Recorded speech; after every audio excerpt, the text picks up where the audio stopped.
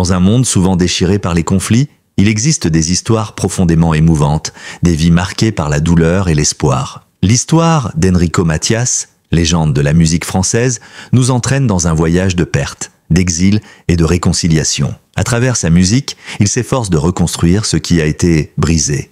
Les communautés, les relations, les identités. Découvrez l'histoire captivante et émouvante de cet homme qui, malgré les tragédies et les difficultés, n'a jamais cessé de rêver d'un monde meilleur. Pour comprendre les racines de son engagement et de son art, abonnez-vous à notre chaîne et découvrez cette biographie émouvante. Les racines d'Enrico Macias et la douleur de l'exil.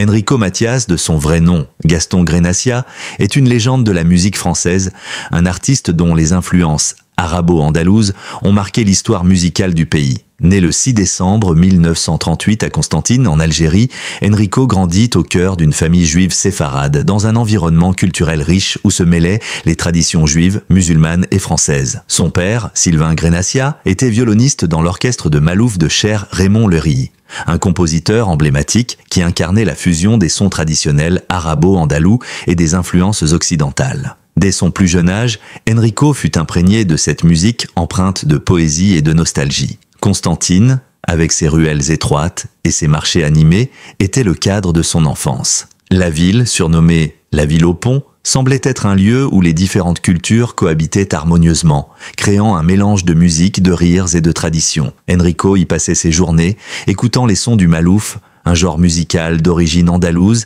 qui se transmet de génération en génération au sein de sa famille. Ces soirées familiales, où tout le monde se retrouvait autour de la cithare, un instrument à cordes, pour chanter et danser, formaient l'âme de son existence. La musique n'était pas simplement un art, mais un moyen de tisser des liens forts, une source de réconfort et de mémoire pour une famille enracinée dans l'histoire et la culture de Constantine. Cependant, ce monde idyllique et coloré de Constantine allait brutalement s'effondrer en 1961, avec le déclenchement de la guerre d'indépendance algérienne. Cette guerre, violente et tragique, allait marquer profondément la vie d'Enrico Macias et de sa famille. En tant que juifs séfarades, ils étaient au cœur du conflit, pris en étau entre les tensions qui divisaient les communautés algériennes et françaises. Le drame personnel d'Enrico débuta avec l'assassinat de son beau-père, Raymond Lery, en 1959. Raymond, musicien et symbole de paix entre les différentes communautés, fut tué lors d'un attentat, un événement qui scella le destin de la famille Grenacia. L'assassinat de Raymond Lery, un homme qui avait consacré sa vie à rapprocher les communautés par la musique, fut un tournant tragique. La famille d'Enrico, poussée par la violence de la guerre et la montée des persécutions, fut contrainte de quitter leur ville natale. Ils partirent avec très peu, emportant uniquement des souvenirs indélébiles et un profond sentiment de perte. Pour Enrico, la douleur de l'exil était plus qu'une simple perte matérielle. C'était une déchirure de son identité, un arrachement à sa terre d'origine, une coupure brutale avec les racines profondes qu'il avait façonnées. Arrivé à Marseille en 1961, Enrico se sentit immédiatement désorienté et perdu. La France, bien qu'offrant une terre d'asile, ne réussissait pas à guérir les blessures profondes causées par la guerre et l'exil. Enrico, loin de sa ville natale, avait le sentiment d'avoir perdu une partie de son âme. La ville de Constantine, avec ses paysages vibrants et sa culture riche,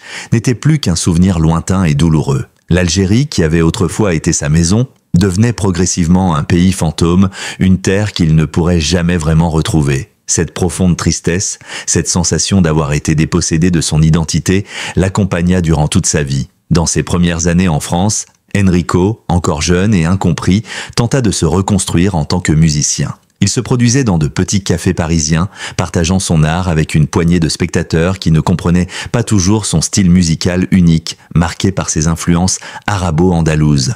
Enrico vivait dans l'ombre de son passé, à la recherche d'une identité qui semblait lui échapper. Mais malgré les difficultés, la musique demeurait son refuge. C'est à travers elle qu'il espérait retrouver quelque chose de ce qu'il avait perdu. En 1962, il écrivit et interpréta sa chanson la plus emblématique, « Adieu mon pays ». Cette chanson, au ton mélancolique, était un hommage à Constantine, une ville qu'il avait dû quitter précipitamment. Mais « Adieu mon pays » n'était pas seulement une chanson d'exil. Elle parlait également d'une douleur universelle, celle de la perte, du déracinement et de l'incapacité de revenir en arrière. La chanson rencontra un immense succès, notamment auprès des Pieds Noirs, ces Français d'origine algérienne qui avaient eux aussi été forcés de quitter leur terre natale. « Adieu mon pays » devint un hymne de la douleur partagée, un cri du cœur pour ceux qui avaient perdu leur foyer. Les paroles, simples mais poignantes, résonnaient et profondément dans le cœur de ceux qui, comme Enrico, avaient été contraints de fuir la guerre et la persécution. Cette chanson marquait le début de la carrière d'Enrico,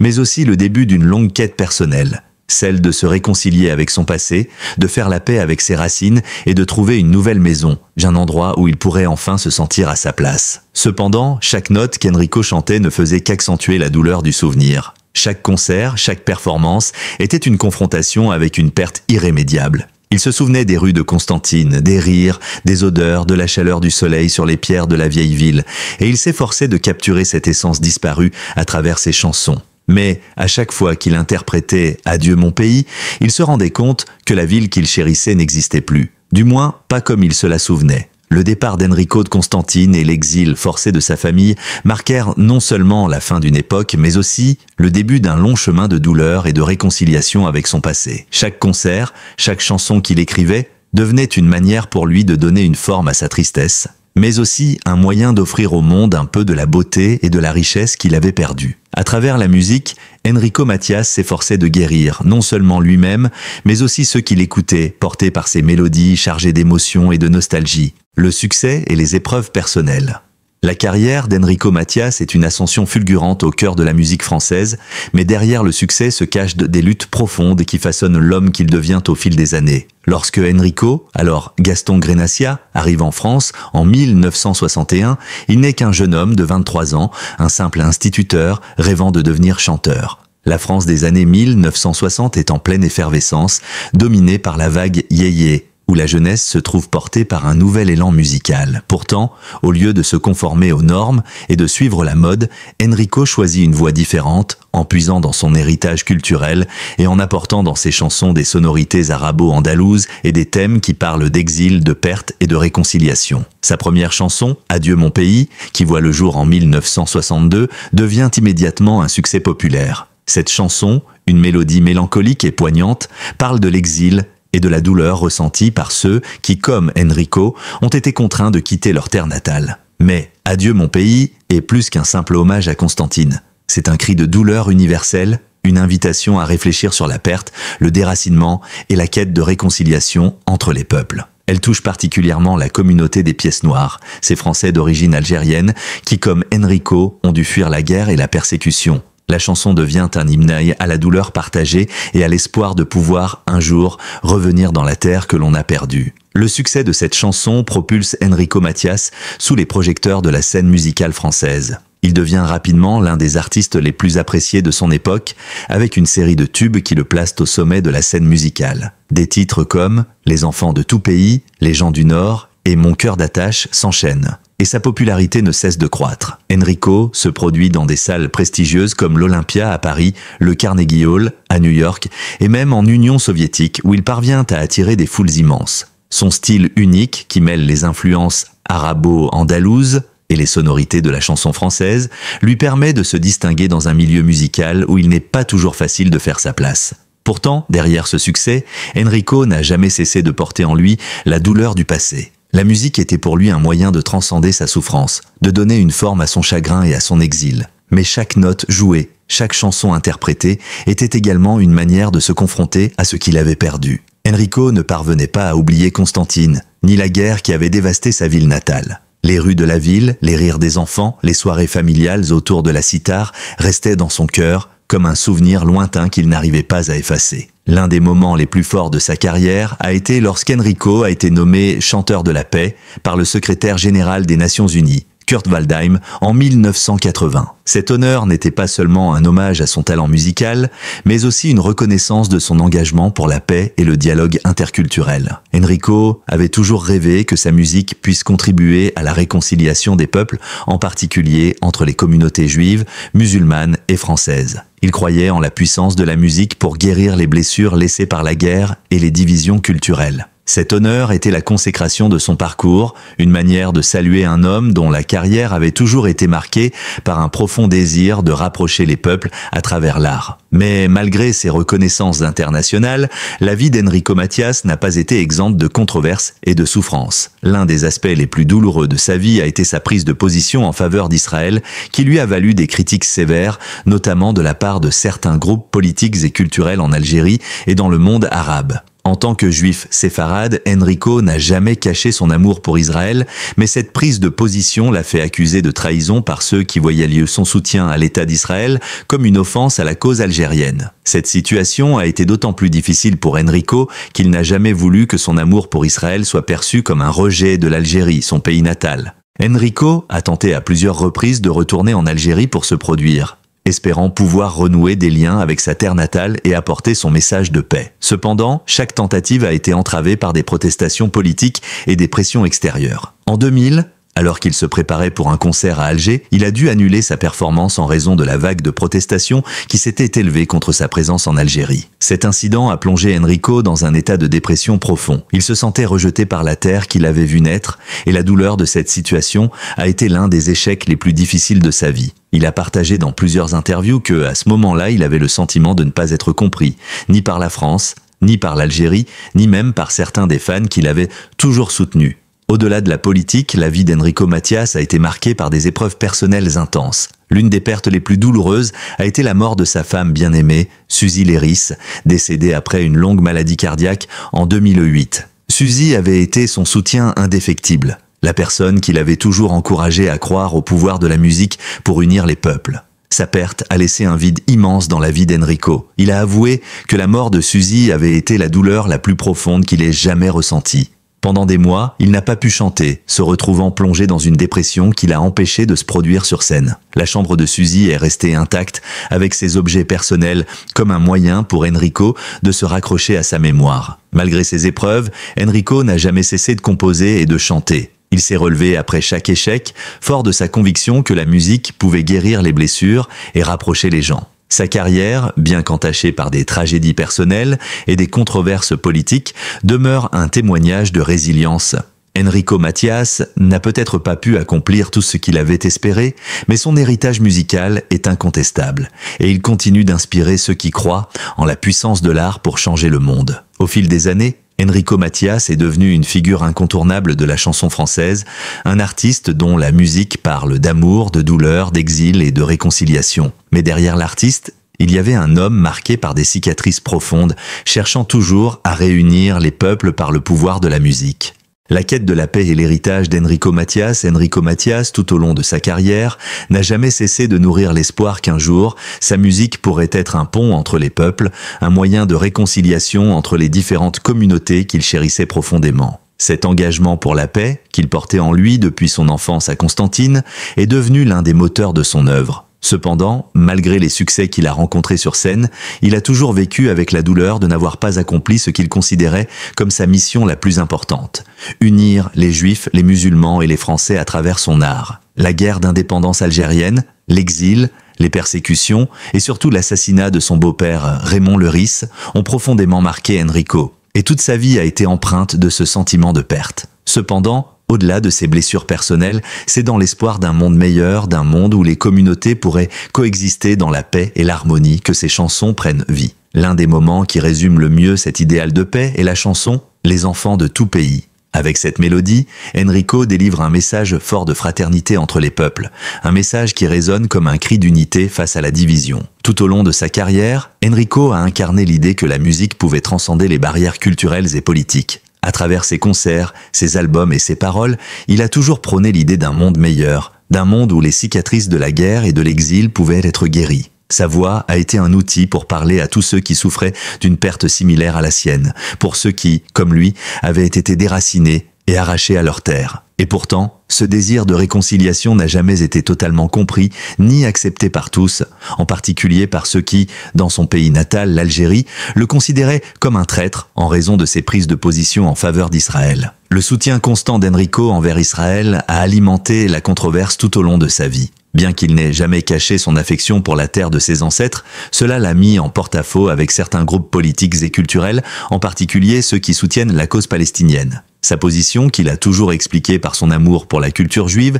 et son propre héritage séfarade, l'a exposé à des critiques sévères tant de la part des autorités algériennes que de certains membres de la communauté internationale. L'Algérie, où il était né, ne l'a jamais véritablement accepté après son départ, et l'artiste a souvent tenté, en vain, de retourner dans son pays pour se produire, espérant pouvoir apaiser les tensions et renouer des liens avec la terre de ses ancêtres. Cependant, chaque tentative de retour en Algérie s'est heurtée à une forte opposition politique, et ce, malgré les années qui s'étaient écoulées. En 2000, Enrico avait prévu de se produire à Alger, mais une vague de protestations populaires, alimentée par son soutien à Israël, l'a contraint à annuler son concert. Cette épreuve a été un coup dur pour lui. Il se sentait rejeté par la terre qu'il avait vu grandir et par la communauté algérienne qu'il avait toujours aimée et respectée. Le pays qu'il avait nourri culturellement et humainement semblait désormais l'avoir oublié, voire l'avoir renié. C'est cette douleur de n'être plus accepté, même par les siens, qui le hantait. Enrico s'est souvent livré à des réflexions douloureuses,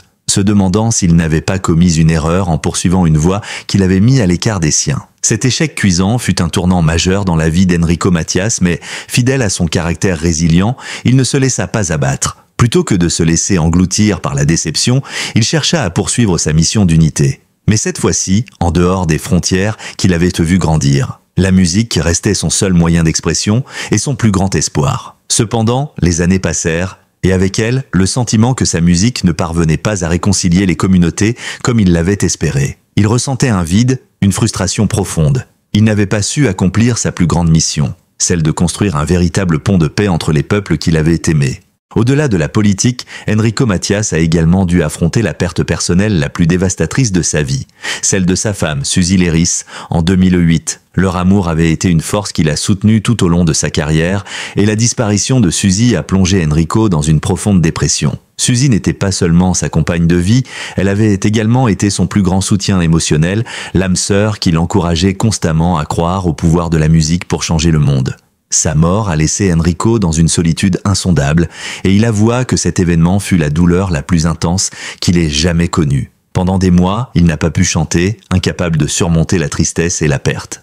La chambre de Suzy est restée intacte avec ses affaires personnelles, comme un hommage silencieux à celle qui avait été son rock. Enrico n'a pas réussi à se relever immédiatement de cette épreuve. Il s'est replié sur lui-même et a cessé ses apparitions publiques pendant un temps. Il a continué à vivre dans la douleur de l'absence de Suzy, mais aussi dans le sentiment de ne pas avoir accompli ce qu'il avait toujours voulu, la réconciliation. Un jour, après avoir reçu une lettre d'un fan algérien le remerciant pour sa contribution à la musique algérienne, mais lui reprochant de ne pas avoir fait plus pour unir les peuples, Enrico s'est effondré. Cette lettre, bien que pleine de gratitude, le laissa profondément bouleversé. Il se demandait s'il avait vraiment fait tout ce qu'il pouvait pour favoriser la paix, pour guérir les blessures laissées par la guerre. Cet état de doute et de remise en question n'a pas fait taire Enrico. Il a choisi de continuer son combat à travers sa musique en poursuivant son engagement pour la paix et la fraternité entre les peuples.